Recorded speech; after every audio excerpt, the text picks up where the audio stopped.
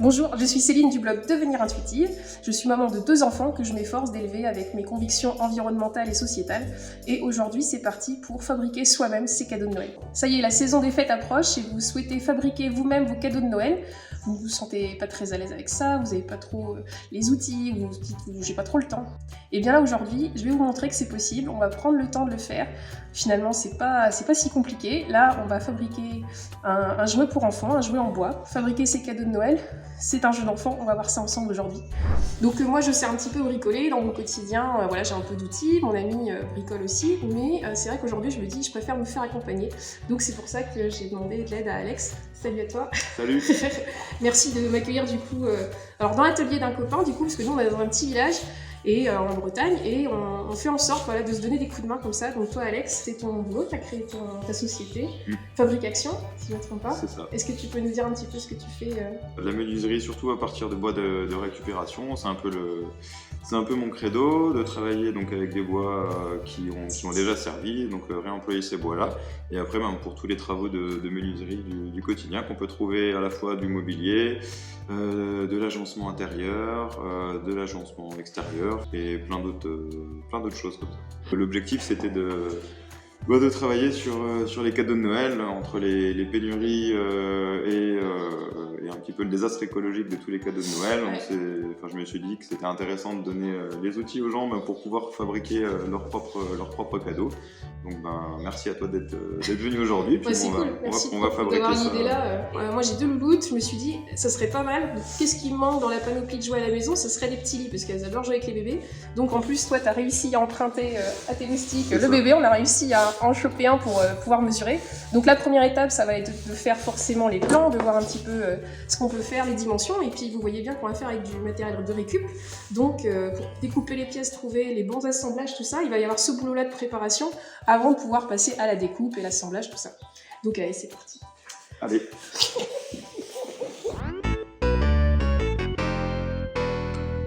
L'idée du premier plan, c'est vraiment de faire un dessin vraiment à main levée et de marquer tous nos contraintes. Donc les contraintes, ça va être la taille du bébé, ça va être la hauteur. Donc voilà, c'est vraiment en gros, on n'a pas besoin de faire un plan d'architecte. Le petit bébé là, il fait 30 cm. Ouais. Donc, de partir sur un truc à 35 ou... Ouais, c'est ça, on peut partir, si tu dis qu'il y en a d'un il y en a qui sont un petit peu plus grands à la maison, mais... Même 40 cm, c'est bien. Hein. Ouais, du coup j'aimerais bien, tu vois, mettre des trucs un peu plus au-dessus, parce que après j'aimerais bien faire un truc un peu couture, mettre des petits rideaux, mettre Ok, un peu un lien en bas de la carte. Tu vois, chacun a un petit rideau, parce que forcément les deux vont jouer ensemble, et forcément il faut que ce soit équitable, il faut qu'il y ait les mêmes choses, même si elles sont pas le même âge, par rapport aux jouets que j'avais pris en photo dans un magasin.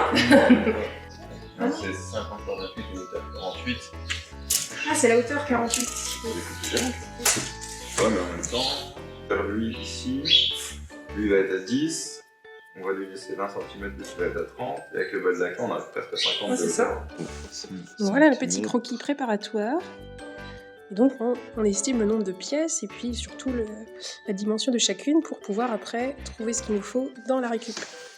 Et on a fait le plan, maintenant on est en train de prendre donc, du bois de récup et donc avec ce que Alex a à la disposition. Donc là il a fait son stock, alors c'est beaucoup issu de palettes, hein, ce que vous voyez comme ça. Vous voyez. Quand vous démontez une palette, hein, si vous avez déjà eu l'occasion de faire, ça donne plutôt quelque chose comme ça, donc vous voyez qu'il n'est pas très lisse, il y a des petits éclis de bois, tout ça c'est pas forcément très esthétique. Bon là on part sur un jeu pour enfants, on ne cherche pas un truc ultra esthétique, mais on cherche quand même quelque chose d'agréable à toucher, et puis bon qu'il n'y ait pas des éclis de bois pour les petits doigts.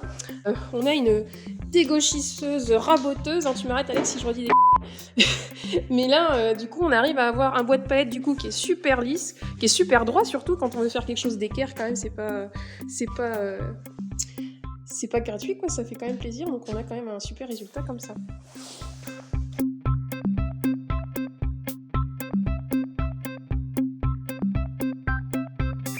Donc là, on a jugé intéressant de faire avec quand même des outils à main que vous avez disponibles à la maison, plus facilement voilà, que du matériel professionnel, mais toujours est-il que voilà, avec un atelier comme ça où Alex il a son matériel pro, on peut quand même faire du travail à la chaîne par exemple, on pourra faire plusieurs outils d'affilée, plusieurs fabrications d'affilée.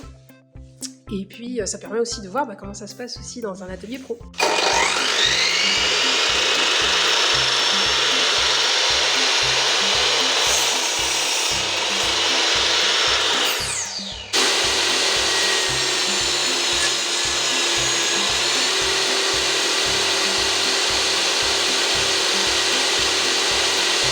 Donc là, on a quasiment toutes les pièces de découper. Il ne manque plus que les dessous-de lit. Donc là, pour ce faire, Alex est parti chercher du contreplaqué parce que là, du coup, c'était du bois de palette. Et pour faire le dessous, du coup, il a aussi des chutes de contreplaqué. Ça va être plus sympa quand même. Ça permet de faire un truc plus droit, un petit fond. Voilà, il n'y a pas forcément besoin de bois comme celui-là. On fait un montage à blanc pour voir où on va assembler et puis si tout est bon, si tout est bien coupé. Et on a bien fait de faire puisqu'on voit qu'on a fait des petites erreurs. Mais pourquoi on a fait ces erreurs? Parce qu'on a fait aussi avec ce qu'on avait et puis on s'est dit tiens, on a un bout, il y a juste à couper en deux, allez hop, et on n'a pas reporté la longueur sur les autres morceaux. Bah, c'est ça de discuter, d'être entre potes et puis de faire une vidéo en même temps, on peut pas se concentrer sur tout. Hein. Donc là, on récupère un petit peu, on triche un peu, hein, on va recouper un petit peu des bouts et puis ça va rentrer, ça va être super. Bébé, il est heureux.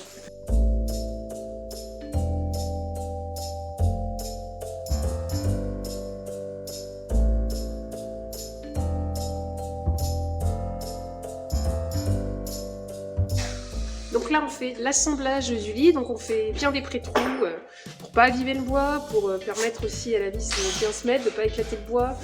Qu'est-ce que tu as dit d'autre? Ah, je vais pas retenir.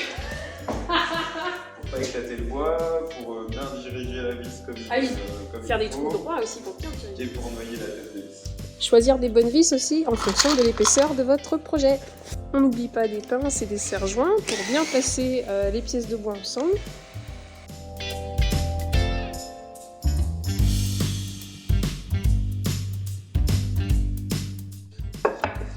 Donc voilà, là on est en train de faire le prototype du lit pour mettre les montants. Et donc, au lieu de mettre des petits traits comme on a fait jusque-là pour mesurer, dire bah oui, là on va mettre à 5 cm, etc. Là, Alex a la bonne idée de dire bah oui, on utilise des cales, comme ça déjà c'est plus stable, et puis on voit vraiment à quoi ça ressemble, on a une vue d'ensemble.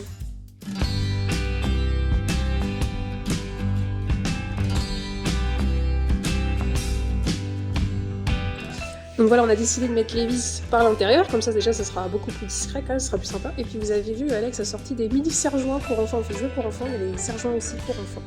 Bon, ils servent pas forcément beaucoup, mais on est content parce que ça prend moins de place que les gros. Donc là on est en train de tester la solidité de notre ouvrage.